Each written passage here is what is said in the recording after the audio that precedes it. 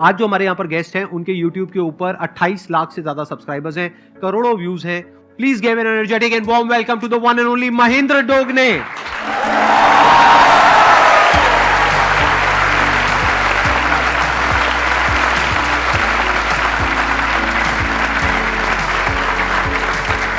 Please.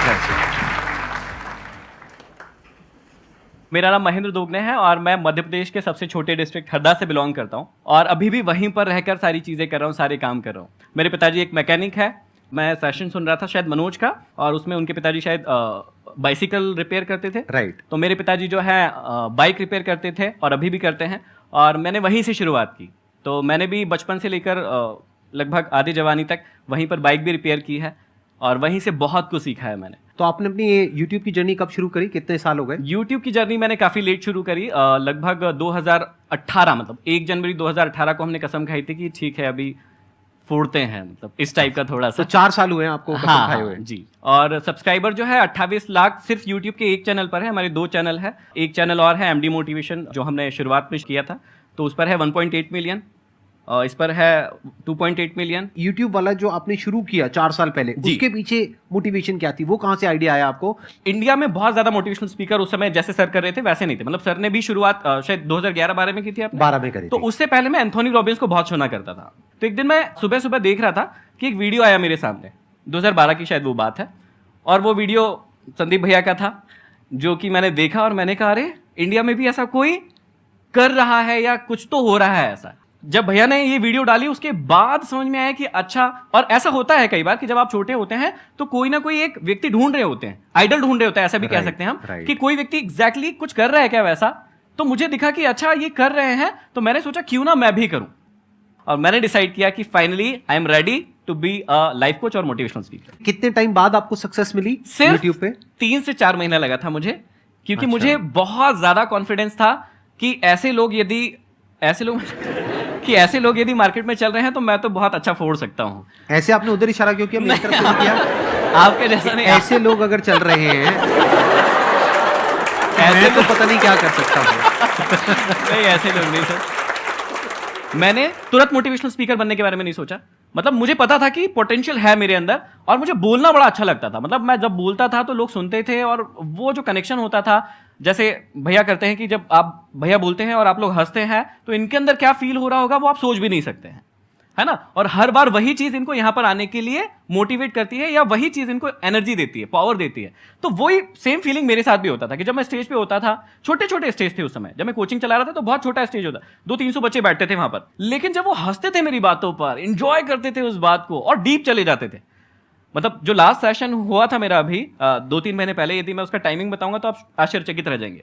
मैं 6 घंटे stage पे था, सिर्फ 15 मिनट का ब्रेक लिया था और कोई भी जाने को तैयार नहीं था। क्या बात तो 6 घंटे मैंने रेगुलर बोला है।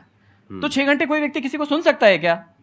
किसी का गर्लफ्रेंड या बॉयफ्रेंड होंगी तो वो भी बोर हो जाते हैं, अरे पका मत ना, अभी रखना फोन, इतना क्या है ना। एक समय में बात करने के बाद शुरू में तो बड़ा मजा आता है, हाँ हेलो जानू।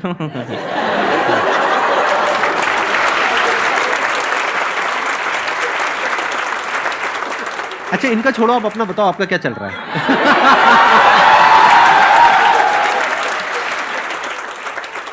आपका भी क्या स्टेटस है? मेरा स्टेटस सिंगल है और मैंने शादी नहीं की है। Ready to mingle? नहीं। अच्छा।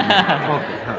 क्योंकि मैंने जो है अपने ये जो मैंने अभी लक्ष्य रखा है अपने लिए और सोसाइटी के लिए, उससे ही अभी तो मैंने शादी कर ली है। और लक्ष्य क्या है?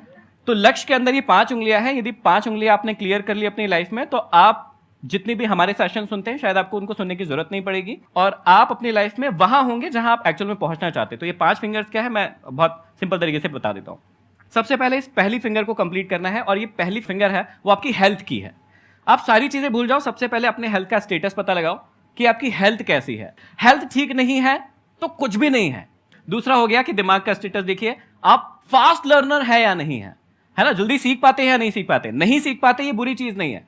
मैं भी 7th में सप्लीमेंट्री लिया बैठा हूं, मुझे भी 9th में फेलियर मिला है, लेकिन इसका मतलब ये नहीं है कि मैंने बाद में उसको सीखा नहीं कि कैसे सीखा जाता है। जो लोग कहते हैं ना कि हम बुद्धू हैं, हमें समझ नहीं आता, बहुत गलत सोचते तुम लोग। ये वाला उंगली जो है ना उसको क्लियर करो कि फास्ट लर्नर कैसे बनते हैं, ये सीखो।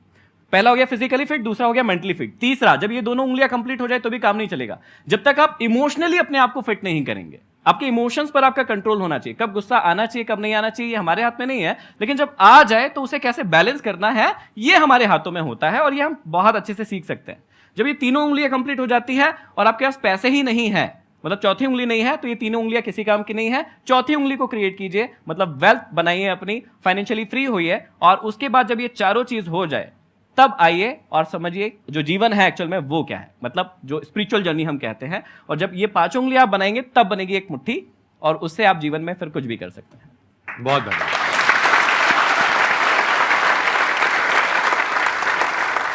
मेरा क्वेश्चन है कि आप मतलब हर टाइम पॉजिटिव कैसे रहते हैं? जैसे मैं मोटिवेशनल स्पीकर हूं तो कई लोग मुझसे पूछते हैं, पता नहीं क्यों पूछते हैं, कि भैया आप हमेशा ही एनर्जेटिक रहते हो, हमेशा ही आपके अंदर आग रहती है, फायर रहती है, ताकत रहती है, तो क्या ऐसा हो सकता है, पॉसिबल है क्या? ये नहीं है, अप्स एंड डाउन्स होते रहते हैं। तो मेन चीज ये है कि आपने जो पूछा है कि हमेशा पॉजिटिव कैसे रहना है, क्यों रहना है, वो पता कर लो पहले। कैसे रहना है उसके बहुत सारे तरीके हैं। जैसे मैं पर्सनली अपने लिए यूज करता हूं कि जब मैं किताबें पढ़ता हूं तो मैं अपने आप को बहुत ज्यादा पॉजिटिव महसूस करता हूं, उसके बाद बहुत सारे दिनों तक मैं पॉजिटिव रहता हूं। म्यूजिक एक बहुत इंपॉर्टेंट रोल प्ले करता है पॉजिटिव रहने के लिए। तो कई बार आप जब म्यूजिक सुनते हैं, आप में से कई सारे लोग म्यूजिक सुनते होंगे और अपने आप को रिलेट कर पाते होंगे उससे, तो वो भी एक बहुत अच्छा सोर्स है कि आप अपने आप को पॉजिटिव रख पाए। लेकिन मेन चीज ये है कि पहले पता तो कर लो कि आपको पॉजिटिव रहना क्यों है, किस लक्ष्य के लिए रहना है। या यहां पर ना एक चीज यदि हम करवा सके कि बहुत सारे लोगों का एक कॉमन क्वेश्चन रहता है जो मेरे साथ तो बहुत पूछा जाता है, मुझसे पूछा जाता है कि ना हमें पता नहीं चल रहा है कि हमें करना क्या है, हाँ या ना? तो इसका जवाब दे सकते हैं क्या हम लोग? दे दे फटाफट। तो कुछ एक छोटी सी एक्टिविटी करवा सकते हैं क्या? हाँ, ठीक है ठीक है, दो लोग कोई भी आ जाओ स्टेज पर। आपका शुभ नाम क्या है? देव। देव है आपका? मोहित। यहां पर खड़े। तो अब आपका नाम ना देव नहीं है, थोड़ी देर के लिए आपका नाम देवयानी है, क्या है?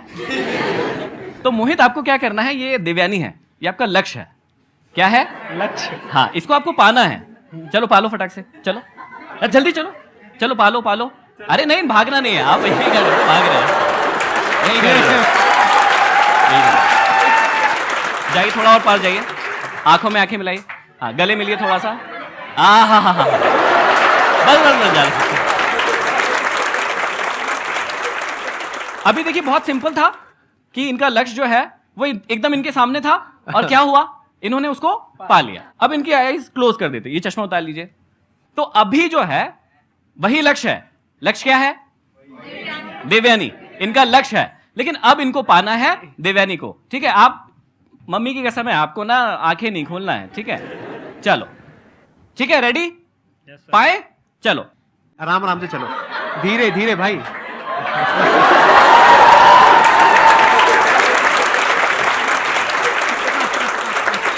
तो यहां पर कुछ बात समझ में आ रही है कि जब हमारे सामने एकदम लक्ष्य होता है तो एग्जैक्टली हम देख पाते हैं कि हमें कहां जाना है। लेकिन जब हमें पता ही नहीं होता है कि हमें जाना कहां है, तो फिर हमें बहुत सारे एफर्ट्स लगाना होता है, जैसे इनके केस में हुआ होगा। लेकिन इनको तो पता था कि किधर घुमाया।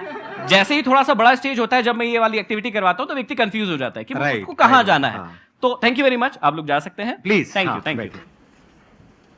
तो एक्चुअली मैं समझाना ये चाहता हूं कि भैया आपको पता होना चाहिए कि आपको जाना कहां है। जब तक खुली आंखों से आपको पता नहीं चलेगा कि ये आपका लक्ष्य है, तब तक आप ये जो प्रॉब्लम आ रही है ना आपकी लाइफ में कि कैसे मोटिवेट रहना है, कैसे हमेशा पॉजिटिव फील करना है, ये सब होता रहेगा। लेकिन जब आपको पता चल जाता है कि आपको जाना कहां है, फिर ना आपको किसी भी क्वेश्चन के जवाब की कोई जरूरत नहीं होती, सारे जवाब आपके पास खुद ब खुद आ जाते हैं या आप ढूंढ लेते हैं। मेरा क्वेश्चन ये है सर, जो कम्युनिकेशन स्किल्स होती हैं, हमारे आसपास ऐसा एनवायरनमेंट हमें नहीं मिल पाता है और काफ़ी दूर तक नहीं होता है, तो उसको अगर हमें वर्क करना है उस पर, तो उसको हम कैसे सही कर सकते हैं?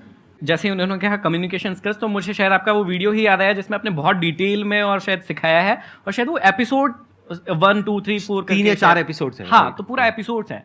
तो पहली बात जो इन्होंने कही वो शायद यहीं पर, मतलब मुझे ब्लेम नहीं करना चाहिए, लेकिन यहीं पर गलत हो गई कि सोसाइटी में कोई सिखाता नहीं है, क्योंकि ऑलरेडी मतलब आसपास ऐसा कोई वो नहीं है, माहौल एनवायरनमेंट नहीं है। ये जो कह रहे हैं कि हाँ, हमारे आसपास में जो हाँ, लोग हैं हाँ, वो ऐसे नहीं है कि उनसे बात कर सके। हाँ, राइट, हाँ, हाँ। तो बेसिकली क्या होता है कि आपको इन्वायरमेंट नहीं मिलता तो उसका भी कोई प्रॉब्लम नहीं है, आप खुद से वो इन्वायरमेंट डेवलप कर सकते हो। जैसे मेरे को दिक्कत हुई थी जब इंग्लिश स्पोकन, क्योंकि मैं हिंदी मीडियम से था, फेल हो गया था। इंग्लिश सीखने का मेरे को बड़ा शौक था, तो जब मैंने इंग्लिश सीखना शुरू किया तो मैं गवर्नमेंट स्कूल से था और वहां पर माहौल नहीं था, लेकिन वो माहौल मैंने बना लिया। तो आप चुन लो कि भैया कौन कौन लोग हैं जो इंटरेस्टेड है, और उनके साथ वो प्रैक्टिस शुरू कर दो। जैसे आपने कहा कि कोई स्पेसिफिक स्किल है जिस पे आपको कमांड करना है, जैसे इंटरव्यू है, तो आपको इंटरव्यू कहीं देने जाना है और आपको नहीं मिल रही कि यार मैं किसके साथ तैयारी करूं, तो ऐसा हो ही नहीं सकता कि आपको कोई भी ना मिले। 4-5 लोग आप ढूंढिए कि जिनके साथ आप डेली बैठकर इंटरव्यू का सेशन कर सकते हैं, उनके साथ डेली प्रैक्टिस कीजिए। अब यदि आप कहें कि दुनिया में कोई व्यक्ति मिला ही नहीं, या मेरी सिटी में कोई व्यक्ति मिला नहीं, तो ऐसा पॉसिबल नहीं होता मेरे हिसाब से। तो मैंने अपने मोबाइल पे सिर्फ एक ही व्हाइट है और सिर्फ उस पर एक ही चीज लिख के रखी है मेरे मोबाइल पर, और वो है there is will there is way. जहां चाह है ना, जहां आपने चाह लिया ना कि मेरे को ये करना ही है, तो आपको तरीके, लोग, सब कुछ मिल जाएगा। आप एक काम करो ना, आपके पास में मोबाइल है? यस सर, कैसा है, स्मार्टफोन है या? स्मार्टफोन है। तो अगर उस स्मार्टफोन में आप कैमरे को ऑन कर दो, यस सर। आप अपनी रिकॉर्डिंग करो यस सर। और उस रिकॉर्डिंग को यूट्यूब पे अपलोड करो, यस सर। तो कुछ पैसे लगते हैं? नहीं। अपना एक रूटीन बना लेते हो कि साल में 365 दिन है, मेरे को 365 वीडियोस डालनी है 5-5 मिनट की। इसमें आपका क्या गया? कुछ नहीं सर। लेकिन एक बात पक्की है, 1 साल बाद आपकी जो कम्युनिकेशन स्किल है जी वो जो 1 साल पहले थी उससे 1000 गुना बेटर हो जाएगी। यूट्यूब पे सक्सेस मिलेगी नहीं मिलेगी कुछ नहीं कहा जा सकता, लेकिन आपकी कम्युनिकेशन स्किल बेटर हो जाएगी।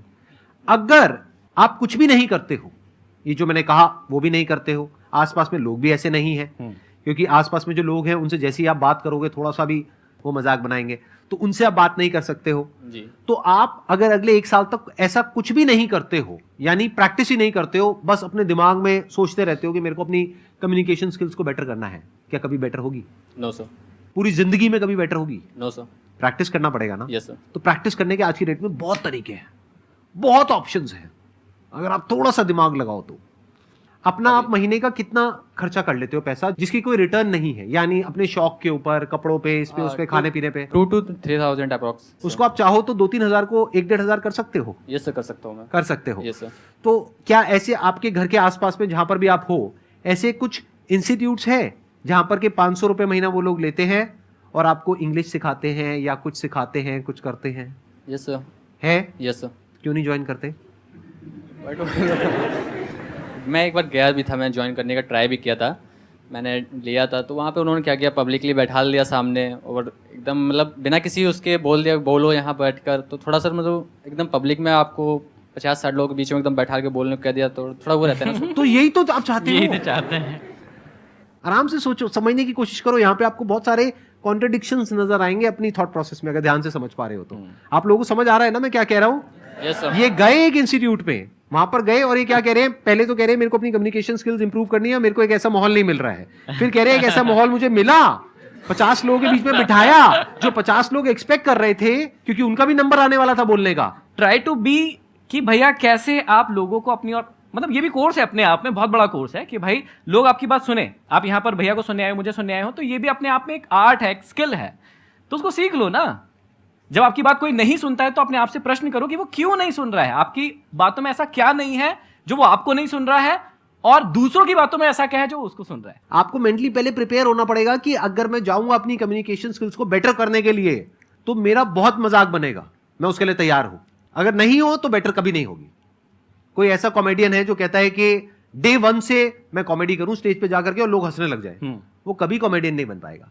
अगर वो तैयार है कि अगले 1-2 साल तक मेरा बहुत मजाक उड़ेगा, मतलब लोग मेरे जोक्स पे नहीं हंसेंगे बल्कि हंसेंगे ही नहीं हाँ, मतलब बाद में कहेंगे अबे चल कहाँ हंसेंगे पर बाद में घर जाके, हाँ बाद में घर जाकर के हंसेंगे या गुस्सा करेंगे, कहेंगे अरे हमारे पैसे बर्बाद कर दिए हाँ। उसमें देखो।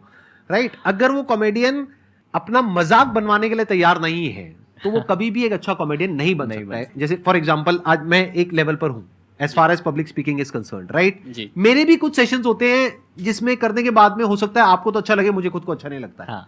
मैंने कहा यार मजा नहीं आया, मतलब वो 100% आया नहीं। कई बार एक जोन आता है वो बहुत बढ़िया आ जाता है। हाँ, हाँ, तो किसी भी वजह से मेरे भी सेशंस कई बार खराब हो जाते हैं। हाँ। तो अगर मैं कहूं नहीं मेरे को तो अब 10 साल का एक्सपीरियंस है, मेरे सारे सेशंस बढ़िया ही होने चाहिए, हाँ। सारे सेशंस नंबर 1 पे होने चाहिए, ऐसा। नहीं तो मैं सेशंस ही नहीं करूंगा, तो गड़बड़ हो गई ना। जी सर। अरे तो भाई जब मेरे को 10 साल के बाद में मेरे सेशंस भी घटिया हो रहे हैं तो आज तो आपके तो घटिया होंगे ही ना, बढ़िया कैसे हो सकते हैं?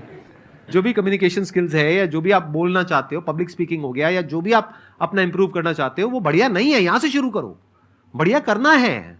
जी। आपको आंसर मिला आपके इस क्वेश्चन का? ट्राई करते रहना है सर, और ट्राई करते रहोगे तो क्या होगा? किसी दिन तो सर सक्सेस मिल ही जाएगी। मेहनत कभी वेस्ट नहीं जाती है। राइट। कभी ना कभी मेहनत वो फल दे ही जाती है। इसमें नहीं मिलेगा, कुछ और मिलेगा, लेकिन मिलेगा। आपको एक बहुत मजेदार बात बताऊं? Yes, sir. जब आपने क्वेश्चन पूछना शुरू किया था ना, जी सर। तब में यानी कि 5 मिनट पहले में और अब में आपकी कम्युनिकेशन स्किल में बहुत फर्क आ चुका है। जी already। सर। अभी आप जो बोल रहे हो ना, जिस कॉन्फिडेंस से बोल रहे हो, जिस जी फ्लो सर। में बोल रहे हो, वो कमाल है। आपकी जगह वहां नहीं है, वैसे तो यहाँ है, लेकिन आप अभी फिलहाल वहीं बैठे हो।